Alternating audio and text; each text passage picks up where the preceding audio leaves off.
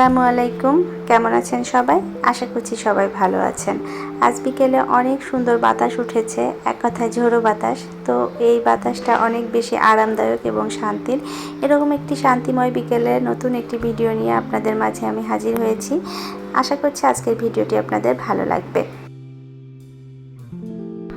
আজকে আমি বিকেলবেলা রান্না করতে এসেছি, আর এখন থেকে চেষ্টা করব বিকেলেই রান্না করার। কারণ দুপুরে রান্না করতে গেলে হয় কি, প্রয়াসকে স্কুলে পাঠিয়ে সব কিছু রেডি করে, টিফিন রেডি করে ওকে পাঠানো আমার কেমন যেন একটু হিজিবিজি লেগে যায়। সকালের নাস্তা থেকে সমস্ত কিছু খুব একটা চাপের মধ্যে থাকি। আবার দেখা যাচ্ছে বেশিরভাগ দিনই প্রতি রাতে ঘুমায় না, আমাকে রাতে বেশ কয়েকবার উঠতে হয়। সেক্ষেত্রে আমি সকালের দিকে উঠতেও পারি না, খুব কষ্ট হয়। দেরি হয়ে গেলে তো হয়েছেই সেদিন সমস্ত কাজ এলোমেলো। তো এ কারণে এখন ভেবেছি যে সকালবেলা শুধু নাস্তা বা অন্য কিছু কাজ যেগুলো গোছানোর থাকে সেগুলো করে রাখবো, আর কাটাকুটা করে রাখবো। রাতে রান্নাটা করব।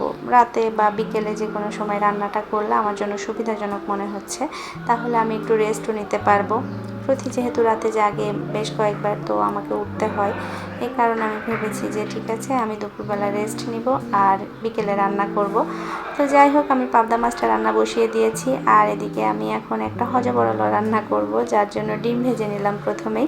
তো রান্না করতে যেয়ে দেখি সবজি খুব বেশি কিছু নেই, ফ্রিজে মাত্র একটা বেগুন আছে, তো আর একটা কাঁচকলা আছে। তো ভেবেছি এটা দিয়েই আমি এখন একটু কিছু করার চেষ্টা করব।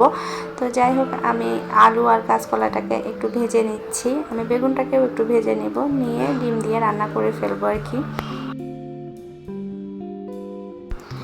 তো এর মাঝে পাবদা মাছটা রান্না করা আমার হয়েও গিয়েছে। আসলে পাবদা মাছ রান্না করতে তো বেশি সময় লাগে না, খুবই নরম মাছ, সেক্ষেত্রে খুব অল্প সময়ে রান্না হয়ে যায়।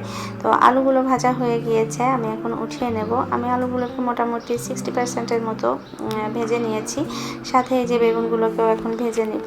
আসলে কেমন লাগবে জানি না, আলু বেগুন দিয়ে ডিম আমি কখনো রান্না করিনি, যেহেতু আজকে প্রথম করছি, তো ভাবলাম যে একটু ভেজে নিই, তাহলে যদি টেস্টটা একটু এদিক সেদিক হয়, দেখা যাক কী হয়। আসলে যেটা করিনি সেটা করতে তো মাঝে মাঝে ভয়ও লাগে। আজকে আবার তার সাথে একটা কলাও আছে। তো যাই হোক, এটাকে আমি এজন্য নাম দিয়েছি হজবরলা রান্না, কিছু করার নেই। তো আমি তেলে পেঁয়াজ দিয়ে ভেজে নিচ্ছি, এখন মশলা কষিয়ে নেব এই তরকারিটা রান্না করার জন্য। অন্যান্য মশলা যা যা লাগে সব কিছুই অল্প অল্প করে দিয়ে নিচ্ছি, যেহেতু ঝালটা আমরা একটু কম খাই, এ কারণে মরিচের গুঁড়া আমি বেশ কমই দিয়েছি। আবার এই তরকারিটা যেহেতু প্রতি খাবে, সেক্ষেত্রে আমি সব মশলা একটু কম কম দিয়ে মশলাটা কষিয়ে নিয়ে আলু আর কলাটা সর্বপ্রথম দিয়ে দিচ্ছি, কারণ এগুলো একটু শক্ত না, এগুলো রান্না হতে একটু দেরি হবে। এই কারণে আমি এটাকে দিয়ে আপাতত কষিয়ে নিচ্ছি, আর অল্প একটু পানি দিয়ে দিলাম, কারণ মশলাটা নিচে থেকে লেগে যাচ্ছিল। আলুতে আমি যে পানিটা দিয়েছিলাম সেটা শুকিয়ে বেশ মাখা মাখা হয়ে এসেছে, আর এখন আমি বেগুনগুলোও দিয়ে দিচ্ছি, কারণ বেগুনটা ভেজে রেখেছিলাম, আমি যদি একসাথে দিতাম তাহলে কিন্তু একদম গলে যেত, এ কারণে পরে দিয়ে দিলাম। আর এটাকে দিয়ে আমি মিনিট খানেক একটু নাড়াচাড়া করে নিয়ে এখন ঝোলের জন্য পানি দিয়ে দিব। বেশি পানি দিব না, কারণ সব কিছু তো মোটামুটি কুক হয়েই আছে, অল্প পানি দিয়েছি। আর এখন পানিটা ফুটে উঠলে যে ভেজে রাখা ডিমগুলো এখানে দিয়ে দিব। জানি না এটা খেতে কেমন লাগবে, কিন্তু দেখা যাক কেমন লাগে আর কি। এখনও পর্যন্ত যদি আপনারা আমার ভিডিওটি দেখে থাকেন, তাহলে প্লিজ ভিডিওতে একটি লাইক দিয়ে ভিডিওটি না টেনে সম্পূর্ণ দেখার চেষ্টা করবেন। আর যদি কোনো ছোট্ট কারণে ভিডিওটি ভালো লেগে যায়, তাহলে প্লিজ আমার চ্যানেলটি সাবস্ক্রাইব করে দিতে ভুলবেন না। সকালে কাজ করে খালা যখন চলে গিয়েছেন, তখন উনি যে থালা বাসন ধুয়ে দিয়ে গিয়েছে সেগুলোকে আমি পানি ঝরাতে দিয়েছিলাম, এবং পানি ঝরেও গেছে। এখন সেগুলোকে একটু গুছিয়ে উঠিয়ে রাখছি। আগে আমার একটা কিচেন র্যাক ছিল, আমি থালা বাসন পানি ঝরিয়ে সেখানে রেখে দিতাম, কিন্তু আমার চোখের সামনে হিজিবিজি লাগতো, খুব একটা ভালো লাগতো না। এই কারণে এই ওয়ার্ড্রোবটা আমি কিনেছি। এর ভেতরে থালা বাসন রেখে আমি একদম বন্ধ করে রাখতে পারি, যেটা আমার চোখের সামনে আর ভাসে না, প্রয়োজন মতো বের করে নিতে পারি।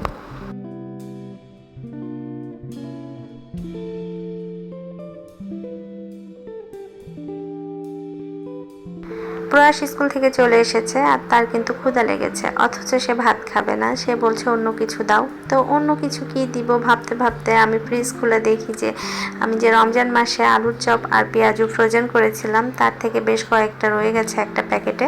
তো সেটাই বের করে নিলাম, আর সেগুলোকে এখন ওকে ভেজে দিব।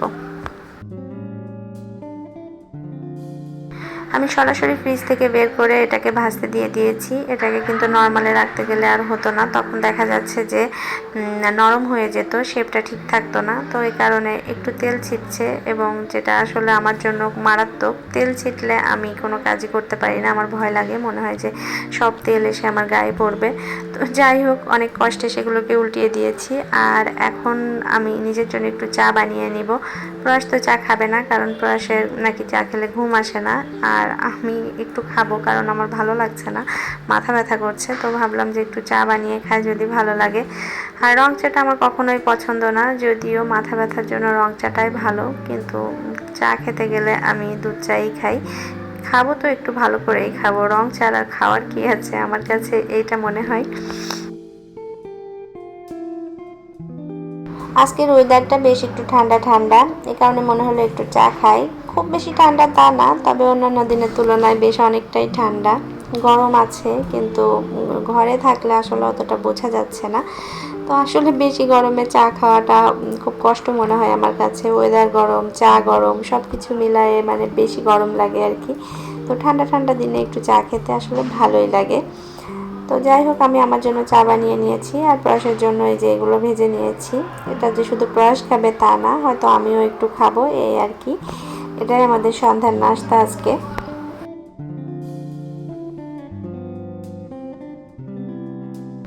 আমাদের সন্ধ্যার চা নাস্তা রেডি হয়ে গিয়েছে, টেবিলে নিয়ে এসেছি খাওয়ার জন্য।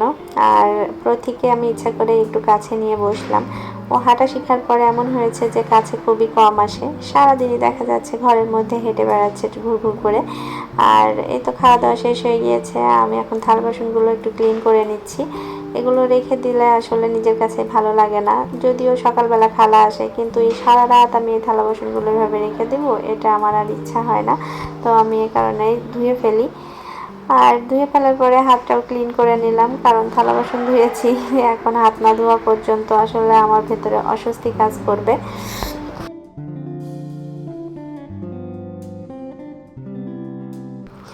ঘরের এসব টুকিটাকি কাজ সেরে আমি প্রয়াসকে নিয়ে একটু বাইরে গিয়েছিলাম, ওর স্কুলের জন্য ছবি উঠাতে হবে, এই কারণেই।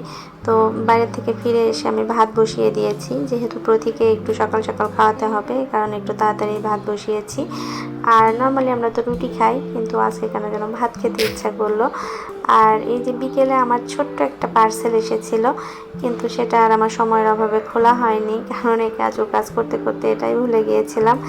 আসলে এটা আমি অনলাইনে বেশ কয়েকদিন ধরে দেখছি, তো ভাবলাম দেখি একটা কিনে দেখি কেমন হয়। দেখতে তো খুবই সুন্দর, কিন্তু আসলে যেরকম কালার ওরা দেখাচ্ছে সেরকম কিনা।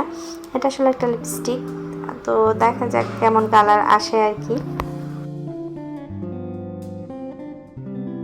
বিভিন্ন অনলাইন পেজে যখন এই লিপস্টিকটা দেখি, তখন মনে হয় যে একটা অর্ডার করে ফেলি, কিন্তু আবার ভয় লাগে যে যদি ভালো না হয়। তো ফাইনালি আমি ভাবনা চিন্তা করে এটাকে অর্ডার করে দিয়েছিলাম, আর সেটা চলে এসেছে। ভেবেছিলাম যে যা কি আর হবে, একটা লিপস্টিকই তো, হয় ভালো হবে না হয় খারাপ হবে। তো সেটাকে আমি এখন একটু হাতে নিয়ে দেখবো যে কেমন কালার আসে, দেখি কেমন আসে। তো হাতে খুব একটা ভালো কালার আসে নাই, দেখে মনে হচ্ছে একটু ভ্যাসলিন টাইপের কালার আর কি। কালার বলা যায় না, মনে হচ্ছে লিপ জেল বা ভ্যাসলিন যেরকম হয় সেরকম। দেখা যাক লিপসে ব্যবহার করার পরে এটার কালার কেমন আসে। তো যদি ভালো আসে তো আলহামদুলিল্লাহ। রাতের বেলা প্রয়াসের আব্বু আসার সময় কিছু লিচু নিয়ে এসেছিল, সাথে কিছু সবজি শাক এগুলো, তো সেগুলোকে এখন একটু গুছিয়ে তুলে রাখবো। আর মোটামুটি আমাদের খাওয়া দাওয়া সব কিছু কমপ্লিট হয়ে গিয়েছে। তো এই ছিল আমার আজকের ভিডিও, দেখা হবে নতুন কোনো ভিডিও নিয়ে। ততক্ষণ পর্যন্ত ভালো থাকুন, সুস্থ থাকুন, আসসালামু আলাইকুম।